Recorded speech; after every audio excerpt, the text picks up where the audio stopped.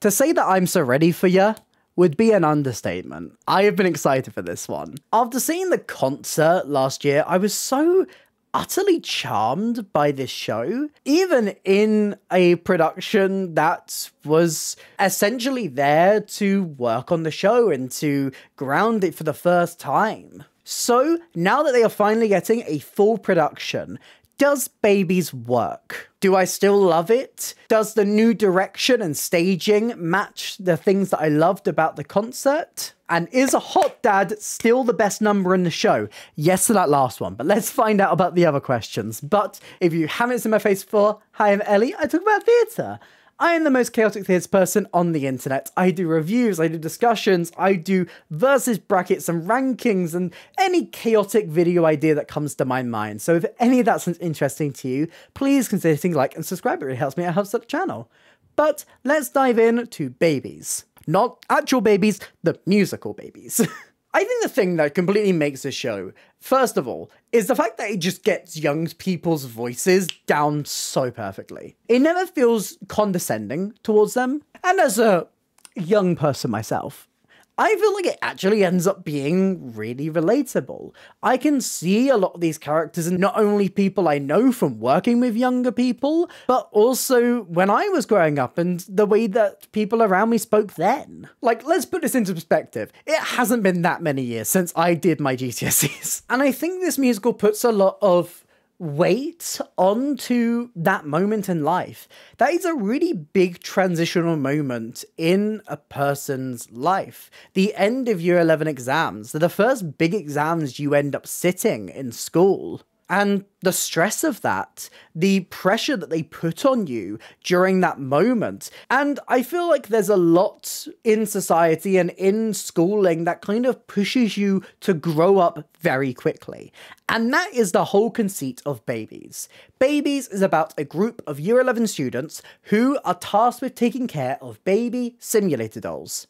This is something that a lot of schools will do now. It's essentially a pregnancy deterrent to stop young people from getting an accidental pregnancy by showing them what it's actually like, so maybe they go, oh, that's not for me, thank you. But these year 11 students are taking it very seriously. And it results in this really big ensemble show where you get a really clear sense of the different students in this year and their different relationships with each other and the relationships to the task at hand. These characters are all people you will know, but I think they do a really good job at making them not feel like caricatures. You have someone like Leah who is so utterly disgusted with the idea of taking part in this, but she has a lot of secrets and she has a lot of pressures on herself to grow up a little bit quickly due to what's happening with her family life. You have Jasmine, who is literally the definition of being pressured. She has to do perfectly at everything. She is putting all of this weight onto herself to do perfectly, and if she doesn't get an A star, then her life will be over. And the musical really explores how she deals with struggling with this. Not being able to use the techniques that she's always used to be successful at this. You have a character like Jacob and Toby and Alex and Grace, queer characters who are coming of age and really finding themselves, whether they be really out and proud about themselves like Alex and Toby, or starting to realize that about themselves like Grace and Jacob. They somehow, I don't know how they do it, because this should be a plotline I absolutely hate, but they somehow manage to have a social media influencer character and not make it the most cringeworthy thing you've ever seen. How they achieve this?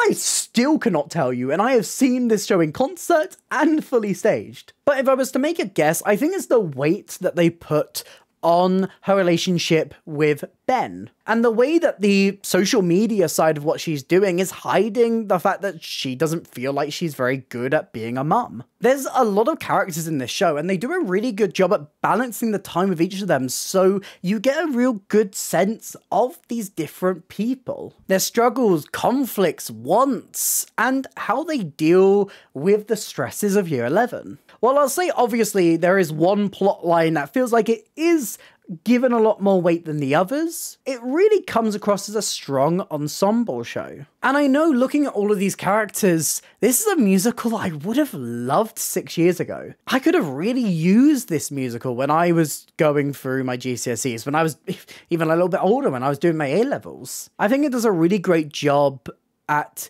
taking these things, these themes that often in media will kind of be laughed at, kind of not given the weight that they put on it. Because when you are that age, when you are 16, 17, 18, this is your life. And anything going wrong within that feels like everything is crashing down. So it feels really nice to see a musical treat that with the respect that it doesn't always get. I also think this show, just due to the fact that it gets the voices so right, is just so naturally funny. It's very quick, and I think it uses a situation that these students find themselves in to all of its comedic potential. The first scene after they get the babies is just such a perfect summation of this, as you see all of them and how seriously or not seriously they are taking this task. Some of them coming out with massive strollers, and the timing of this script and how quick it is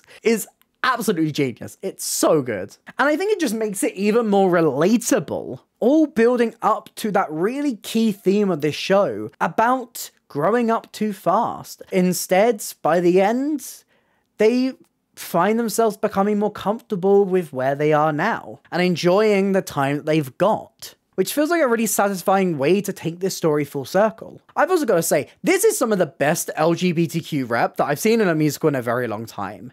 All of it is so naturally embedded, and I think even from taking what they did in the concert version, I think it's gone from strength to strength. There's Toby and Jacob's relationship, which is very slow burn for the show, but you really get a sense of these two characters, where they are in their different journeys with their queerness, and the way that they grow with each other. I adore the way that they present the non-binary character, Alex. A lot of non-binary stories in musical theatre can always be about them being non-binary. Even if you take a character like May from & Juliet, all of their story is not feeling quite like a boy, not feeling quite like a girl. But Alex is just comfortable. Alex's plotline in this show is just about them being hot. And honestly, that is brilliant. There's a certain comfort that you feel with Alex's character and how Alex presents. And God, that's so nice to see as a trans person. Like, just another trans person living their life, feeling extremely comfortable with themselves. And I think this plotline is even more successful thanks to the betrayal from Ashley Go. And then there's Grace, who kind of gets a slight queer storyline. I like the slight adjustments they've done to this story, because initially in the concert it felt like they were leaning a lot into her being a lesbian, but then putting her with Alex, whereas now it feels like she's just someone who has a crush on her friend, and that friend happens to be non-binary. They don't really label it, and I quite like that. These stories ending up feeling really grounded, really relatable, and really, really sweet. I think this is an extremely tight book, giving you exactly what you need. They've worked on it so well and refined it with just ever so slight touches to make the pace of this show really work and to really give you a great sense of each of these characters and the way that they find themselves through this task that they are given. And I think a lot of that character work is down to this fantastic book by Martha Geeland. But let's talk about the music in this show, written by Jack Godfrey. It has this very strong 90s pop rock aesthetic, and oh my god, all of it absolutely slaps. It's very fitting that they have gone with this style of music for this musical, because it feels like this is the type of music that has suddenly found itself coming back into fashion, as well as just absolutely slapping. This score is probably one of my favorites I've heard in a long time. All of this music has stuck in my brain, so much so that I'm walking around my house just going, baby, baby, baby, I'm so ready for you. Of course, there is the just been mentioned, Baby, Baby, Baby, which just perfectly sets up the show with one of the catchiest musical theatre choruses ever written, and really getting you a great sense of the different characters in this school, each giving their perspective on taking care of these babies and doing it in really comedic ways. These lyrics are so effortlessly funny, it's fantastic. And still within that, in what is on the whole a very comedic opening number, it manages to still ground itself with the slower verse where you feel a lot of the anxieties coming out from the characters, the fears of going into year 11, and how these all overlap one by one into this big cacophony of sound. It is stunning. I really like the Rules song. This is not a song anyone else will start talking about. I really like the Rules song, where they're each given the babies, but it's done to this very methodical beat. It's all da da da da da da da da da, like you are actually reading a set of instructions. It's just the babies must be kept like this, and then the ba ba ba ba ba ba ba ba ba. It's very uniform in its sound. That's not the exact tune. I'm paraphrasing. And I like how that's really contrasted with the next song, with Stupid Piece of Plastic, where you get Leah's perspective on this task that they've all been set. And it's very rocky, very punky. I adore it. Without Saying Goodbye gives you a great sense of Leah's journey within this show, showing you the relationship with her mother and how that's really affecting her and why she's having to keep that quiet. But also really sweetly leads into her ending up confiding into the plastic toy that she's ending up having to look after. A really smart way to contrast her relationship with her mum and how she takes on the task of looking after a baby herself. Jasmine's soliloquy is hilarious. I love it. It's so funny. As you see her like working so hard, trying to work out a very scientific way to look after this baby and just completely struggling. Hot Dad is the best song in this show. Hands down. There is no argument. And that is a tough competition because all of these songs are some of my favorites that I've heard in a long time. But I think Hot Dad is just such a crowd-pleasing number, and the way that it builds and the moment it comes in the show all lines up just so perfectly to present this absolutely perfect number, giving Alex a strong moment to show off their confidence, building on the relationship between Toby and Jacob, and also just being so funny. It's so good. It's so clever as well. Making, I can't believe I'm about to say the sentence on a YouTube channel, making parenting look sexy. That is a sentence that should not come out of my mouth, but my god, this musical manages to do it. There's so many good songs in this show that I'm running out of time to tell you all about them. There's Someone Else, which is a beautiful number for Becky in this show. I like how it starts. You know, we're seeing a glimpse into her YouTube channel and into her work. And just slowly, through little bits and little choices of lyrics, you can kind of see the cracks forming. And also, Jaina Brock Patel just belts the hell out of this number, and my god, I think it's one of the most impressive performances in this entire show. Double Down is a great end of Act 1 moment, being given a new ending so that they can actually have an interval in this version of the show. But it's so rocky, you get the different perspectives. I like how this doesn't just focus on one character, you get to see all of these different characters all coming together, but also separately, it's weird.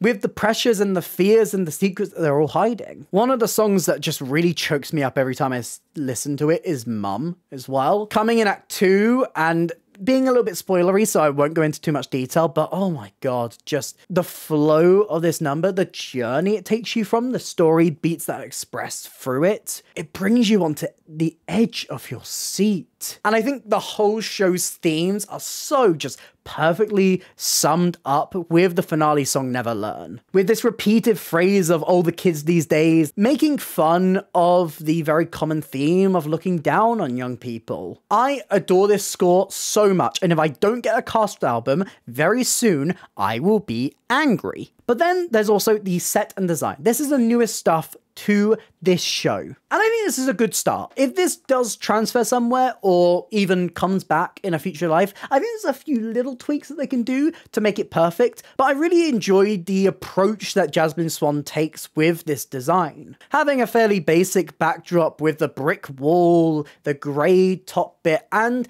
this one panel which has this cloud backdrop. But the main structure of this set, and the thing that I think works the best, is the two big climbing frame structures we find, allowing a lot of different levels to be done in this space, complete with the lockers surrounding it and the different desks and tables that they can bring out to bring us into different classrooms and areas in this school. Something Swan talks about in this note from the designer in the program, which I found really interesting, and actually is a really smart choice, is that there are no chairs on this set, which she expresses as there are no chairs in this space on purpose, as unless you're in class at school, the last place you want to sit on is a chair, which is something I didn't think about, but is weirdly accurate the more you actually realize it. The amount of times you end up sitting on the floor or a table at school when there are just a selection of perfectly good chairs in front of you is way too much. But also allows for a lot more fluidity with bringing things on and off. And also, really interestingly, normally at the other palace, the stage is raised a little bit. But for this show, front row is at the same level as the stages itself, leaving two platform bits at the side of each stage with more lockers and to add a little bit of dimension to each side, which ends up making this space feel a little bit bigger. A very small detail, but something that actually adds quite a bit. If this does transfer, I would like to see the sky panel at the top be a little bit more flexible with what it can show. I think a lot of the lighting touches are quite nice that they use, and I think the general sky backdrop is a nice touch to reflect the kind of daydreaming you do in school and staring out of a window. But I do wonder if this could be nice if they added a little bit of projection here or made that into a screen that they can fully change for different locations, like Lulu's house, like Jasmine's house, just to add a little bit more versatility to that screen, because I like the idea, but I feel like it could go a little bit further. But oh my god, that is the nitpickiest of nitpicks. And finally, let's talk about this cast. There are so many fantastic cast members to talk about. Let's talk about literally every single one of them. Zoe Athena, who plays Leah, is tasked with such a difficult role. There is a lot that she is having to portray as an actress. You have Leah's demeanor, the standoffishness of her, the conflicts between her and Jasmine. You have the slow burn falling in love with the baby and turning into probably one of the best fake mothers in the show. And I think Zoe's portrayal is just really human. She gives so much weight to the harsher moments, the struggles that she goes through. You really feel the pain that she feels with the mother storyline. And I think she plays off really well against Lauren Conroy, who plays Jasmine. I love how unhinged Jasmine becomes as she's pushed further and further by the stress that she's putting herself under. This could become something that is a little bit too much and making her seem too much like a villain, but the betrayal from Conroy is so well done, so cleverly built up slowly that you really do understand why she goes to some of the extremes she goes to. Bradley Richards is our star in this show as Toby, and he does a really great job. If you were worried that he can't sing, man, he can. And you know what as well? He can also dance. Toby is such a sweet character in this show. I really enjoy the chemistry that Richards has with Nathan Johnston as Jacob. These two feeling like a really sweet couple and a pair that end up completing each other. I think Richards delivers a lot of really great dialogue in this show. A very key scene that I feel like is very impactful thanks to Richards' portrayal is the discussion that he has with Jacob after the party, where Jacob kind of ignores him a little bit and Toby confronts him about that. Spoken a little bit about him there, but I really do like Nathan Johnston as Jacob. Very reserved. And I really like the way that you see that he kind of comes out of his shell a little bit more around Toby. Jaina Brooke Patel, oh my god, vocals. My god, vocals. I've already given it praise once, but I don't think once is enough for that absolutely beautiful belt at the end of Someone Else. My lord.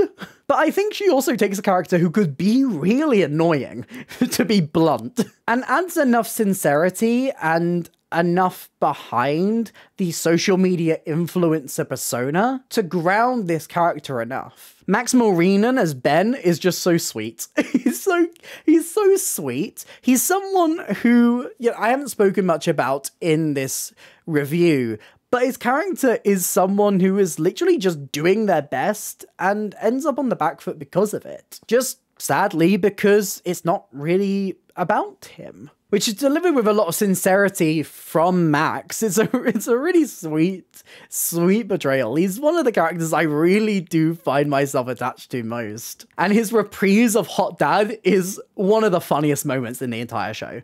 Ashley Gough as Alex. Now, when I say non-binary finery, this is what I mean. The confidence that oozes out of Gough's portrayal is just so good. They nail every comedic moment they get, and they are one of the key highlights in Hot Dad, which, as I say, is my favorite number, so that is clearly the highest form of praise I can give. And would I say it's controversial to say they are the hottest dad? I don't know if it's controversial, but you know what? I stand by it.